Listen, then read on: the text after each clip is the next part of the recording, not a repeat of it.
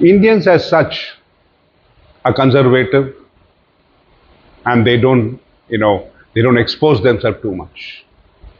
Or I would say, let's not take the word expose, let us say exploit themselves too much. It's important that we should understand the strengths that India has. I'd like to tightly digress here. You know, being dominated for so many years, but India has been able to absorb the cultures of those people who came in. India is one thing which could, just swallow all those cultures in one gulp, and it could still retain its original flavor. That is the beauty India is. I would say Bharat. India, that is Bharat.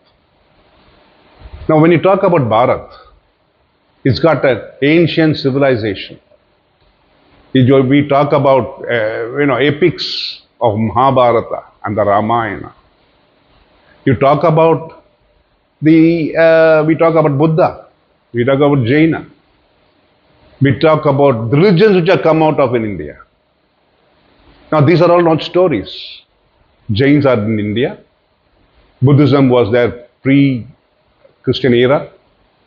That means there was a prince and he became the Buddha and he made a way of life, a thoughtful way of life, and took it forward.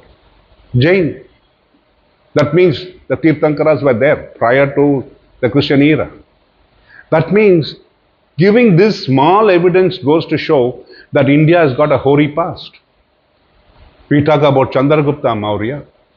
We talk about Porus who defeated Alexander before the Christian era.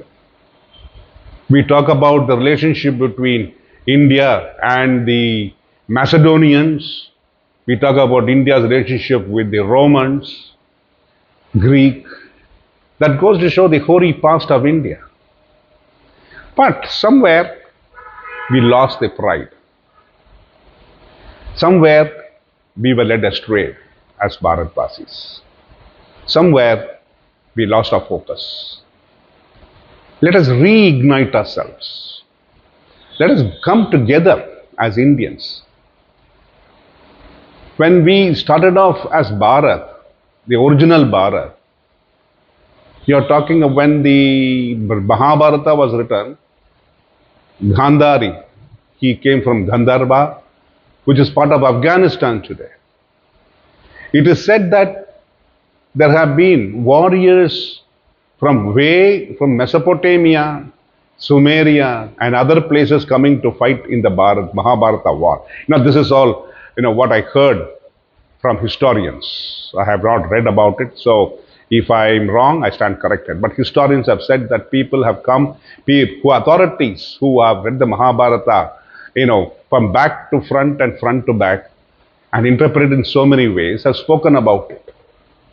Some people are even saying that the Mahabharata has got a relationship with South America, the Aztec civilization, and the other civilizations of South America. Is it true? I do not know. But if you look at it, what I'm trying to focus upon is that India should regain its strength, its mental strength to focus that Bharat is one. And we have so much to supply to this world. And what is that we can supply today? And that is what we have to think about. Let us not be rootless. Let us be ruthless in accepting that we have a great root. The root should not die. It should spread itself. Somewhere, some of the roots became disfigured. They had to be cut away and thrown. But the main root is still there. It is still spreading its tentacles. And we are still living in India. Yesterday I read in a book which said that the 5 great villages, towns, which Krishna asked Duryodhana to hand over, are all still existing today in different names. So you can imagine the hoary past of India. Let us regain that pride in us. Let us regain the roots, go back to our roots, and understand that we should be proud of what India can give to the world and how we can take it forward. This is one of the microcosms I'm talking about. When we get our pride back, when we get our roots back, we get rejuvenated because the tree starts flowering, and that is what I'm talking. When we get our roots back, when we make ourselves proud that we are Bharatvasis, we will be able to understand how much we can give this world. And tourism is an area which India can give. Every Indian can contribute towards that area. Every Indian. He can sell India as a beautiful place, not the way in which the people who beg for alms go around showing the poverty in India, which has reduced so much over the years. Still talking about showing dirty children. They would have come from a place where they have played in a pond and they would have come disheveled. And those pictures they take and share, this is the kind of children are existing in India. It is not so. We are there. There is poverty all over the world. In the US, there is poverty. You take the big European nations, there is poverty. Japan, there is poverty. Australia, there is poverty. What is the thing that we are talking about? Why are they highlighting India? Because we don't feel a pride in it and we are rootless. They made us rootless. Let us get back that root. What is that root I'm talking about?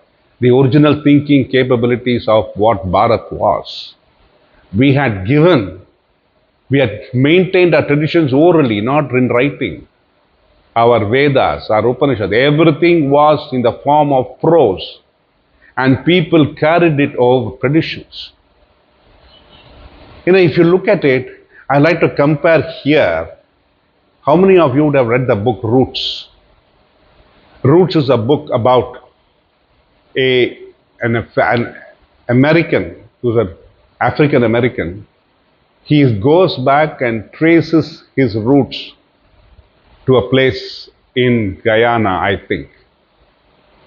And his name, original name, he turns up to be, when he goes and digs up its roots, known as Kairaba Kunte. Why am I talking about this? When you go back to your roots, you are able to understand where you came from and what that tradition had and how you were uprooted, taken as a slave, and you were treated as a slave. You are mentally made to think like a slave. When you cancel that thought process, you achieve what that African American could. He went back to his roots. And how did he trace his roots? How was he able to do it? It was on the people who were speaking about it. They were not written documentation. It is all being carried forward in the form of recitation, the minds of those people who are called storytellers there, and they carried the tradition one by one by one. And that tradition he was able to listen to those talks, to the singing, to the songs, and what those people expressed, and he was able to link him to that particular society. In the same way, when we come back to India, you are looking at a beautiful history which has been handed over millenniums, not 1 century, but millenniums, thousands of years. The same thing repeated in different formats. And those formats still exist all over the world. There's a format for Ramayana in Malaysia, a form of Ramayana in Thailand, a form of Ramayana in Indonesia. If you go to Angkor Wat, how far is Angkor, Cambodia from India? More than 2,000 miles. But in the Angkor Wat, what have we depicted?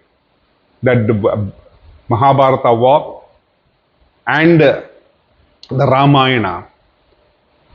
So you can imagine how far our traditions have spread, how far our tentacles have spread. Why I'm talking about this because I'm talking again to the microcosm. When we get our roots back, We understand where we come from.